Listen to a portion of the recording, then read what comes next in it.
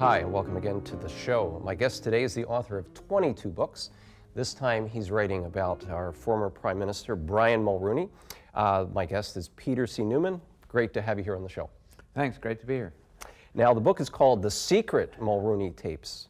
How did you get your journalistic mitts on all that material about Brian Mulroney? Well, it's a long story. I'll make it as short as I can. I first met Brian Mulroney in 1961 when he and a bunch of students were sponsoring a debate at Laval University where he was studying law, and I was very impressed with him, and I said that we should keep in touch, and we did. Next time I saw him was in 1976 when he was first running for the Conservative leadership, and he started to speculate about what he would do when he was Prime Minister, even though he wasn't leader yet. And I said, look, if you ever become Prime Minister, I want to do a book about what it's like, because I have written all my life about what a difficult country this is to govern, and I want to know how decisions are made. Not what the PR people say, but how they're actually made. So I want to have access to you, and I want to have some documentation on policy choices and on just the general business of running this country, because it's really an empire. You know, you've got 7 regions and they all want different things. How do you do it? So he said, fine. So that was the end of that. He didn't win. Suddenly in 1984, he's Prime Minister. So I go back to see him. I said, you remember our conversation? He said, yes. Well, I want to put it in writing. I want to make a contract out of this. And he said, fine. So he said, just write me a letter and I'll sign it. And that's what happened. And in the letter, I asked for documents without exclusion about his administration during however long he was Prime Minister. And I asked for direct access to him and some of the people around him to do interviews. He granted that and he signed it. And then we come very quickly to 1993 when he has left power after his 9.5 years in office. And I come to Montreal to his house and I say, okay, I'm going to write the book now. Please give me the documents. And I should say that during all that time, he used to take me to the basement of 24 Sussex, where I came to interview him, and show me file drawers full of documents that I was going to get. So he said, no, I can't give you the documents. And I said, why? He said, well, you know, there might be some people hurt and there's still alive and stuff like that. And I said, well, but you promised them. He said, I know, but he didn't give them to me. So that was the end of that book. It was called The Burden of Power. It was to be called The Burden of Power. And it aborted right there. So I did another book called The Canadian Revolution, in which there was a chapter on Brian Mulroney, because I think he was part of turning people from deference to defiance, which was the subtitle of that book. And there was a sentence in there that he and Mila really hated, and the sentence was very simple and I think very true, which was that his fatal flaw was that he wanted to be loved as Prime Minister instead of respected.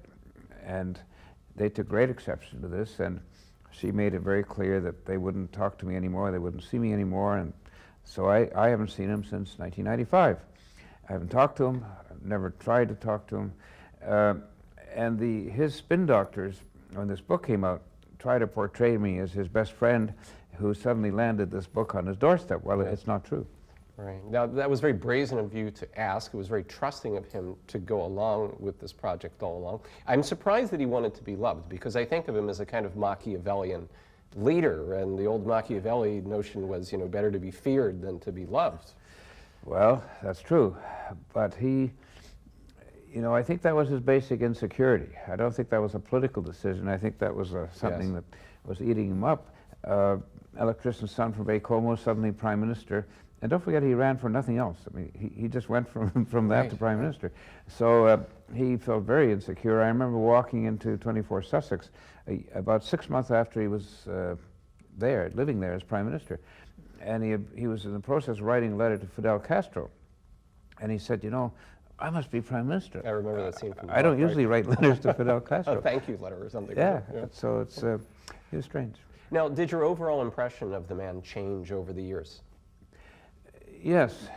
I really thought he'd be a great Prime Minister because I knew him. I knew what a good politician he was. I thought he had the right instincts about the country, you know, to bring Quebec into the Constitution, for example. That needed to be done. I personally didn't approve of the free trade agreement because I thought we gave away too much, including our energy, but I thought we should have free trade. The GST I hated like everybody else, and realized only later that it was income from the GST that allowed Paul Martin to balance the budget, which was a good thing. So you can't really be totally against it. I thought he did some really good things. I thought what made him so hated was not what he did, but how he did it. Yeah, now why exactly was the media so unkind to him? Well, that's a separate question. Let me explain first why I say how he did it, and what he did in terms of public image was to boast, to exaggerate, to threaten, basically to portray himself as an American presidential figure instead of a Canadian prime minister. Why did the media hate him? Well, he was quite obsessive about media. I mean, he couldn't leave it alone. He even slept on a pillow that had a radio in it, and he could listen all night to the radio with news reports. There is some justice to his complaint. During his time in office, the Liberal Party was led by John Turner, who was a very weak leader, partly because he was weak and partly because he was constantly attacked by the Liberals who wanted to depose him. So he realized that the press had become the official opposition. And I don't think this was a conspiracy. I think it just happened. And they really did attack him. And the reason you can say that is because when Chrétien came along, made just as many patronage appointments, he got away with it. Right. You know, so Mulroney had some cause to say that. Yeah, I think it was Jean Chrétien just kind of shrugging when people, accuse him of things, and Brian Mulroney would try to explain it or face it down. Well, part of Chrétien's secret was nobody could understand his explanations. You call Brian Mulroney, quote, the most radical of Canada's prime ministers. How so? Well, take for example free trade, which had been rejected by the voters in 1911 and not touched since because felt that it was too controversial. And he did it, and he did it because he thought it was necessary. I guess he also did it partly to please his constituency in the business community. He wanted it, but it was a radical measure. And I salute him for doing something as opposed to Chrétien, who did nothing for 10 years. It was there just as long. Now, it seems to me, I remember back to those times, and the election of Brian Mulroney came as a shock to me. It was a kind of a backlash in Canada. Against what? What was that backlash? Well, I hate to say it, but it was a backlash against Trudeau because people felt Trudeau had been there too long, 16 years. Right. And we all worship him now, but at that time he was very unpopular. And, and let's not forget that Mulroney in 1984 got 57 more seats than Trudeau at the height of Trudeau-mania in 1968. So in a way, he was a better politician. We hate to think of that, but it's true. Some would say, well, Canada got what they deserved. This is the man we elected. What were Canadians expecting? Obviously, Mulroney did something different from what we were expecting. That's right, and they were expecting too much because the campaign he waged, 100,000 jobs, basically anything that anybody wanted, he promised he would do. And people said, well, seems like an honest guy, he's promising it, he'll do it. Nobody could have done what he promised because the expectations were raised far too high. You say in this book he referred to Pierre Trudeau as an asshole. Did he really despise Trudeau? Yes. Yes, he despised him because Trudeau got all the worship and all the hero status, whereas he became nothing really in people's view. And he thought that Trudeau had not been a good prime minister, that all he did was bring back the Constitution, but without Quebec in it. All he did was spend $200 billion added to the national debt. For what? So he was very critical of Trudeau, and he was number 2 after Clyde Wells. Of course, I'm up there now somewhere. Okay, you're joining the club. Many of us at the time felt like the free trade agreement was selling us out to the Americans. What was the reality of that in Brian's mind? Well, I accused him once, I said, of selling out Canada, and he looked at me very quizzically and said, who would buy it? There was an element of that, of course there was. But, we live in a globalized world, and we simply couldn't remain an island. We had to have some kind of trade deal with somebody. And I think we could have had a good free trade agreement if we'd got real access to the American market. As we see every day, every month, we didn't. They're still maintaining their non-tariff barriers. We didn't break through that. And what have we got? Well, we gave away the priority over our energy resources basically for nothing. Well, on the world stage there, what did the rest of the world think of Brian Mulroney? I mean, sometimes Canada promotes itself as a peacekeeper, you know, and a good guy, you know, a soft nation trying to be helpful. But Mulroney didn't represent those kind of values. Well, internationally, he had a very good reputation, and it rested partly on his fight against apartheid, South Africa. And Mandela is the first to credit him with being a decisive factor in the defeat of apartheid. So, you know, it wasn't all sham. And if we're to believe the German Chancellor, he played a pivotal part in the fall of the Berlin Wall. He said that. Now, yes. How, I don't know. Okay. You refer to his time in power, though, as, quote, harsh and unsettling. And it was, wasn't it? I mean, I sense that about my own experience of living in Canada during that time. I spent a lot of time being angry at the television. Yeah, well, he rubbed the people the wrong way, and no matter what he did. And you get to a point where even if you do good things, nobody believes you. And I have a quote in there about Mulroney ministers, that even if they admit they lied, nobody believed them. Right, yeah. How did Brian Mulroney deal with Joe Clark? It seemed like there was a potentially excellent prime minister who got maneuvered out of the way. Well, look, Joe Clark might have been a potentially good prime minister, but he couldn't count. I mean, he got defeated by arithmetic. Yes. He did not need to get defeated that night. And Mulroney just had great contempt for him. But he also gave him one of the senior jobs in external affairs, and he did very well there. And then when Charlottetown came along, he gave him the job of selling that agreement, and he did that well too. So I think in the end there was some respect for Clark. Okay. My guest today is Peter C. Newman. We're going to take a short break and be back right after this.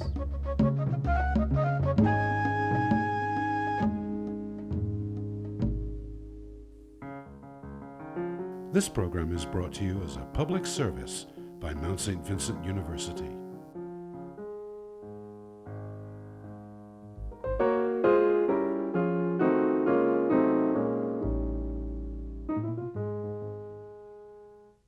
Hi, welcome back. My guest today is Peter C. Newman. We're talking about the Secret Mulroney Tapes, book that he's written after many years of interviewing Prime Minister Mulroney while he was in power. You say that successful politicians in Canada must be ideological acrobats. What does that mean? Well, that means basically they don't have an ideology, that they swing from one to the other. And I remember asking Ralph Klein about what kind of conservative Mulroney was. And he said, I don't know Mulroney as a conservative, I just know him as Brian. You know, it sort of said it all, because he was, you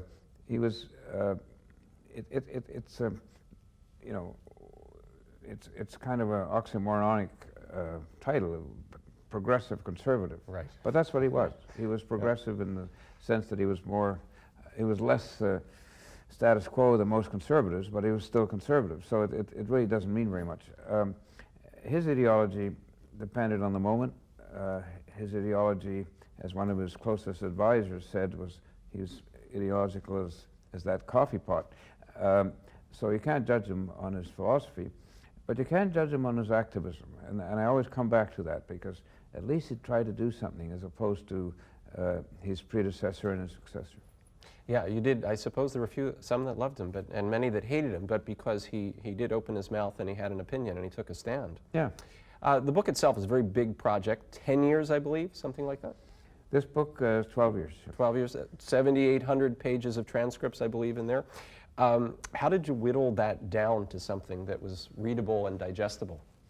Yeah, well, that's a good question. It was 1.8 million words I started out with. These were the transcripts, plus 70,000 words of my own, to put the quotes in context. I go where my curiosity leads me. You know, I think if I'm curious to know something, to hear something, then the reader will be curious. And so I judge things that way. And reducing this wasn't as hard as it seems, because he would give me 20 explanations and justifications from each lake, for example. So I just used one. He would not end his sentences. He would be off on some rant, and there was no beginning, no end, so I'd leave it out. And a lot of the stuff I left out were the quotes from his advisors, which just weren't that interesting. So it was hard, but I had to keep balance. I was very careful not to let the book go overboard on one side or the other, and I don't think I did. So it sort of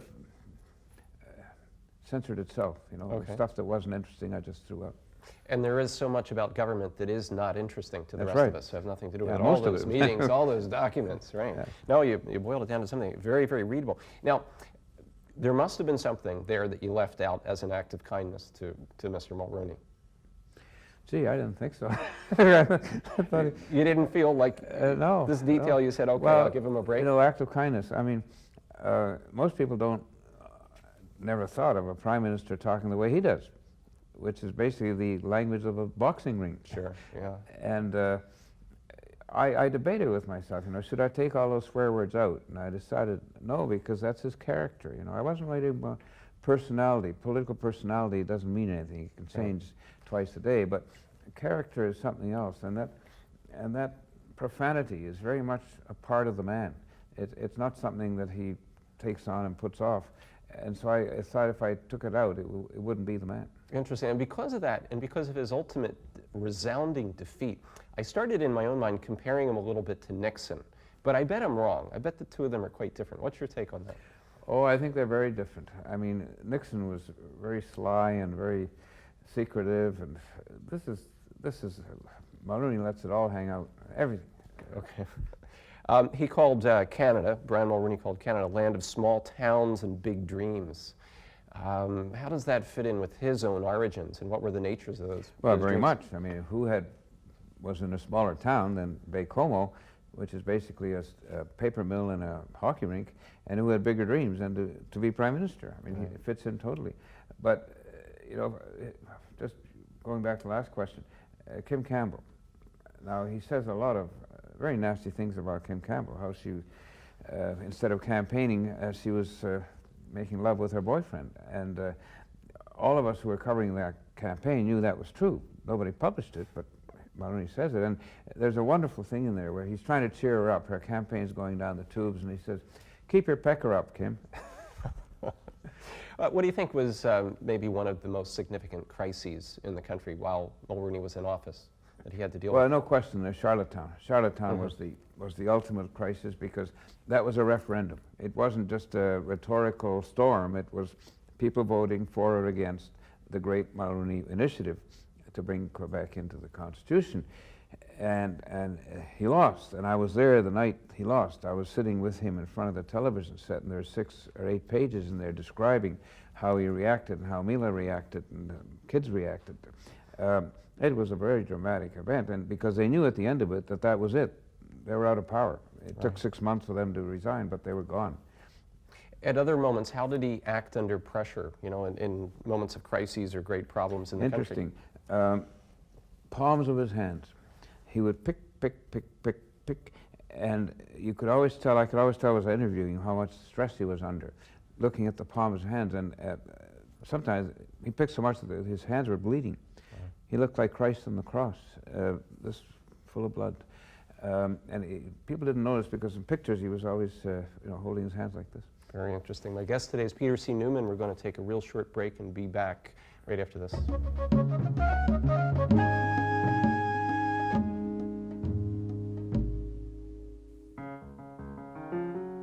Brought to you as a public service by Mount St. Vincent University. We welcome your comments.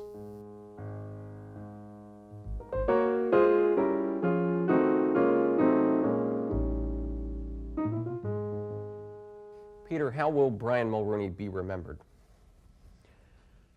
Well, I rank him in the top half of Canadian prime ministers.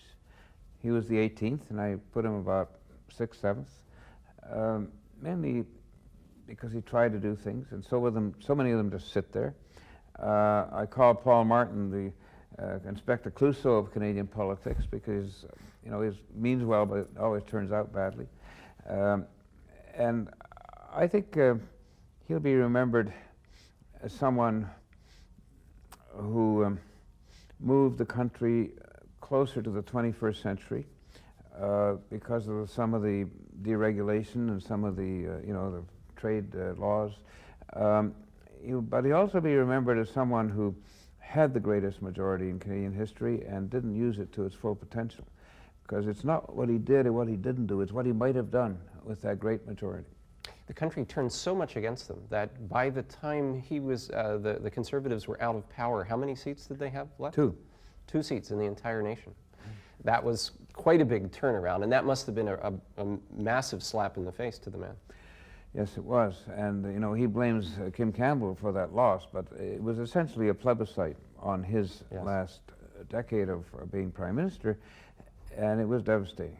It was really devastating. I mean, Alberta, for example, he did everything. When he came into power, he asked Peter Lougheed what Alberta wants, got the list, checked it off. He did everything Alberta wanted, didn't win a single seat. Will we ever elect another Brian Mulroney, do you think? I think we will. I think we're sort of suckers for good-looking people who have a good story to tell. We're always looking for the great leader. God knows we need one. This is a dangerous situation we're in, where people are not only losing respect and loyalty to parties and to leaders, but to the system itself. And democracy is a very precious thing. So we've got to get the kind of leadership that allows us back into the system. Otherwise, we're in big trouble. Did Brian speak of personal things during all those various interviews? He must have spoken about his wife, Mila, and about his children, that sort of thing. Yeah, well, Mila is a miracle. I mean, she is the ultimate and the perfect political wife. And she had a lot of better intuitive instincts than he did. She knew about Bouchard long before he betrayed him. She knew about Wells, that he would vote against his own signature. And I have great admiration for her. She is funny. She keeps her spirits up. She sort of keeps them under control. And she was very much a senior advisor in terms of cabinet making and other things. My favorite Mila quote is, he said to her one time, I'm glad you didn't marry Billy or whoever it was who ran a gas station. She went to school with him, and she said, oh no, if I'd married Billy, he would now be Prime Minister. Yeah. Now, we always had this feeling that Brian's best friends were the businessmen, the leaders of corporations. Yep. Were those his people? That's the world he went back into after he got out of That's politics, right, and it's a shame, He was our first working class Prime Minister, and I think he should have been proud of that and made a big thing of it, because it was true. An electrician's son from Baie-Comeau, oh my God.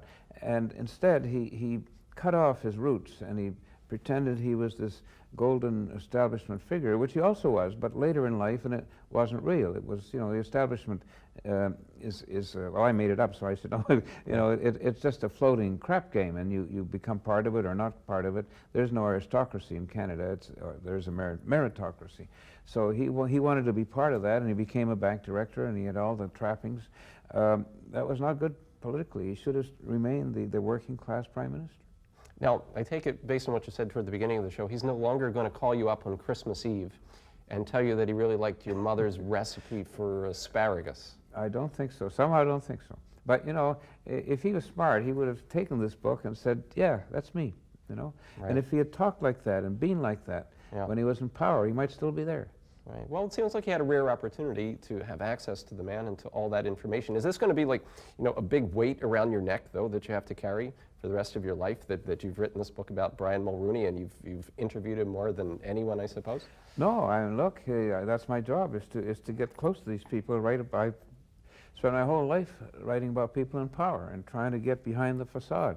And this was the ultimate book in that endeavor, and I'll do more. Okay. Peter, thanks for coming on the show and joining us. Thank you. My guest today has been Peter C. Newman. We've been talking about the Secret Mulroney Tapes. Very interesting read. I want to thank you for watching the show. See you again next time.